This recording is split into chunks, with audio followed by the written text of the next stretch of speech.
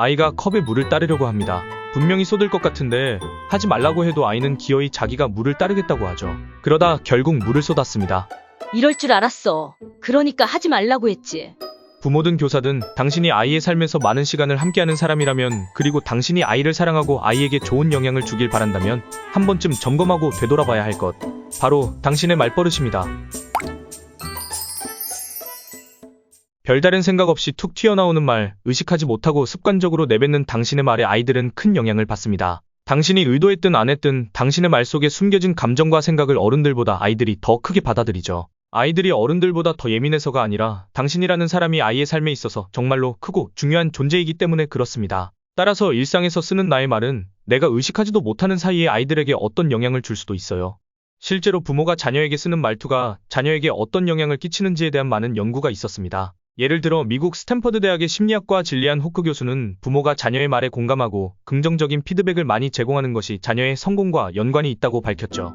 이처럼 우리가 쓰는 말이 아이의 가능성을 키우는데 영향을 줄 수 있다면 아이들이 잘 되길 바라는 마음에 이것저것 가르치고 사주기보다 먼저 아이들에게 쓰는 말버릇부터 점검해야 하지 않을까요? 내가 혹시 아이의 가능성을 꺾는 나쁜 말버릇을 사용하고 있는 것은 아닌지, 다음 5가지 중에서 스스로 몇 개에 해당되는지 점검해보세요. 첫 번째, 부정적인 기대감을 내포하는 말버릇. 춥게 입고 다니더니 감기에 걸릴 줄 알았어. 공부를 더 열심히 했어야지. 성적이 떨어질 줄 알았어. 이런 말들은 이미 부정적인 기대를 하고 있었고 그것이 역시나 맞아떨어졌다는 뜻이잖아요. 이런 부정적인 기대감이 내재된 말버릇에 길들여진 아이는 나는 결국 안 될 거야 라는 생각에 새로운 것에 적응하려는 시도조차 안 하려는 성향이 생길 수도 있습니다.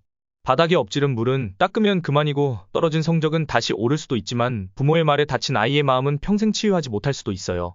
결국에 당신이 원하는 것이 아이를 비난하고 싶은 것인지 아이의 행동을 격려하고 싶은 것인지 생각해보세요.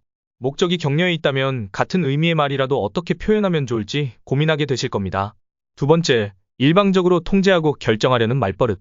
그러다 엎지르겠다. 하지마. 하지 말라고 했지. 이건 그만 먹어.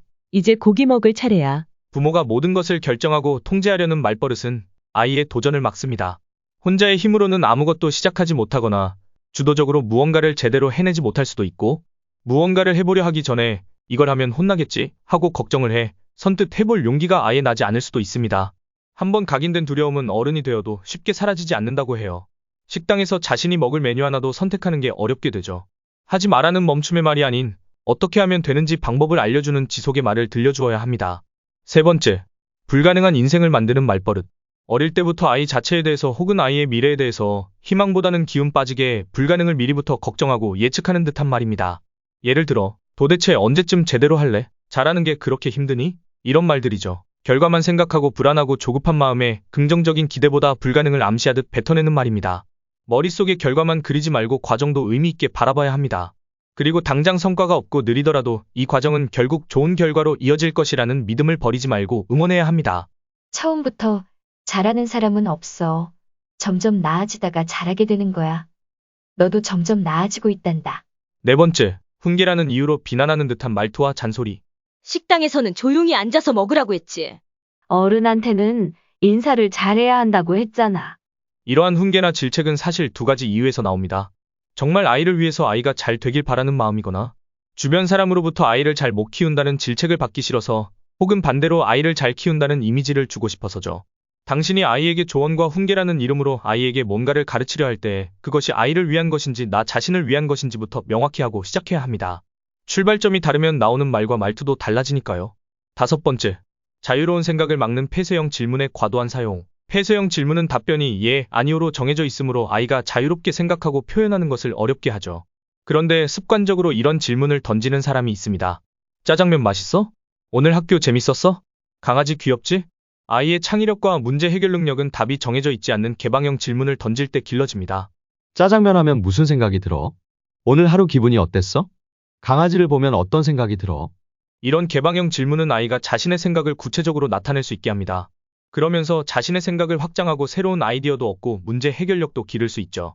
또 자신의 생각을 입 밖으로 자유롭게 표현함으로써 자신감 또한 길러질 수 있습니다. 게다가 부모가 자신의 생각과 감정을 들어주니 아이는 대화 자체의 즐거움은 물론 정서적인 안정감도 얻을 수 있지요. 내가 여태 내 감정대로 편하게만 뱉어낸 말이 혹시 아이의 가능성을 키우는데 방해가 되는 말들은 아니었는지 한번 되돌아보는 시간이 되었으면 좋겠습니다.